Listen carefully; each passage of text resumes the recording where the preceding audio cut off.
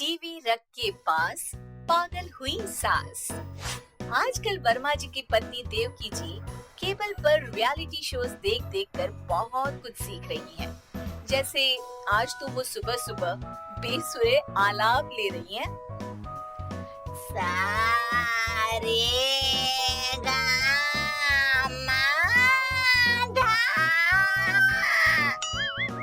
माँ जी, सारे गामा पाधा नीसा होता है। अरे वो तो सब गाते हैं, ये मेरा स्टाइल है। आवाज तो कम कर लीजिए माँ जी, पर्दे फट जाएंगे कान के। ये कहो कि पर्दों में आग लग जाएगी। देखना, मेरी आवाज सुन के जज आग लगा देगी, आग लगा देगी, तू तो आग लगा देगी, ऐसा बोलेंगे। सरिता वहाँ से परेशान होकर चली जाती है और सास रियाज जारी रखती है। सारे गाओ, सारे नाचो। तभी बाबूजी दुकान से लौटते हैं। अरे देवकी, क्यों तानसेन बनी हुई है? कान से खून निकालोगी क्या? अरे क्या हुआ, रियाज तो करने दो मुझे। इसको रियाज बोलते हैं? ऐसा लग रहा है जैसे घोड़े ही हिला रहे हैं। घोड़े पे बैठ के ही बम्बई जाऊंगी मैं तो, जब जज साहब कहेंगे कि देवकी तुम मुंबई आ रही हो। जज साहब, वो अदालत वाले? अरे नहीं नहीं, बड़े लोग हैं, आप नहीं जानते हैं। ओ मैं तो छोड़ चली अपना ये देश, बम्बई मुझे प्यारा लगे। गाना गाती हुई देवकी चली जाती है और बाबूजी अपनी सरफिरी पत्नी के इस संगीत प्रेम की चर्चा करने बहू के पास चले जाते हैं। अरे सरिता बेटा, सुनो तो, ये तेरी सास को क्या हुआ है बेटा? सुबह तो अच्छा भला छोड़कर गया था इसे। सिंगर बनेगी अब वो। सिंगिंग रियलिटी शो में जाने की सुबह से तैयारियां चल रही हैं इनकी। हाँ, अब तो कोयल के सुर मेंढक छेड़ेगा। हे भगवान, सद्बुद्धि दो इसे। इधर बाबूजी भगवान को कहते हैं और उधर राधा रानी प्रकट हो जाती है, देवकी की मोहल्ले की सबसे पक्की दोस्त। क्यों री देवकी, काहे इतना गला फाड़ रही है? कोई चीखने चिल्लाने का कंपटीशन है क्या? अरे ये देख, नया सिंगिंग शो, मैं भी गाऊंगी, हिंदुस्तान के दिलों की धड़कन बनूंगी। अरे इतना बेसुरा गा के दिलों की धड़कन नहीं, दिलों का अटैक बन जाएगी। इससे तो अच्छा है कि नाच ही ले। वैसे भी दिन भर मोहल्ले में नाचती तो रहती है तू, कभी इसके घर कभी उसके घर। देवकी को समझ में आ जाता है कि उसका गाना किसी को पसंद नहीं आ रहा। अगले दिन सरिता देखती है कि सास पैरों में घुंघरू बांध के नाच रही है।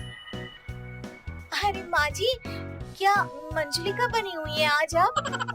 अरे नाचने दे बहू, जब तक है जान जाने जहां मैं नाचूंगी। अरे माँ जी, अभी जान निकल जाएगी, इतनी जोर से नाचेंगी तो। अरे अरे क्या कर रही हो? अरे दिख नहीं रहा, डांस कर रही हो। अरे जैसी तुम्हारी हरकत है, तुमको तो नागिन डांस करना चाहिए। वो भी करूंगी, भांगड़ा भी करूंगी, देखना। जज मुझे देख के स्टैंडिंग ओवेशन देंगे। हाँ, स्टैंडिंग ओवेशन तो देंगे ही, ताकि खड़े होकर वहाँ से भाग सके तुम्हारा डांस देखकर। अरे कुछ ढंग की चीज करो, ये रोज क्या नया शुरू कर देती हो? सास को लगता है कि उसका डांस का सीन भी बिगड़ गया। अब वो टीवी देख के कोई और कलाकारी ढूंढने लगती है। तभी उसे टीवी पर खतरों के खतरनाक खिलाड़ी शो दिखता है, जिसमें लोग अलग अलग स्टंट करते हैं। बस देवकी को नया काम मिल जाता है। अगले दिन सुबह देवकी डंबल लेकर कसरत करने लगती है। माँ जी, ये क्या कर रहे हैं आप? अरे खाली जैसे बनकर खलबली मचा दूंगी। कल मैंने खतरों के खतरनाक खिलाड़ी देखा, और सोच लिया कि मुझे वही जाना है। हाँ बस। तभी वहाँ बाबूजी भी आ जाते हैं। अरे इतना भारी डंबल, अरे गिर मत जाना कहीं लेकर।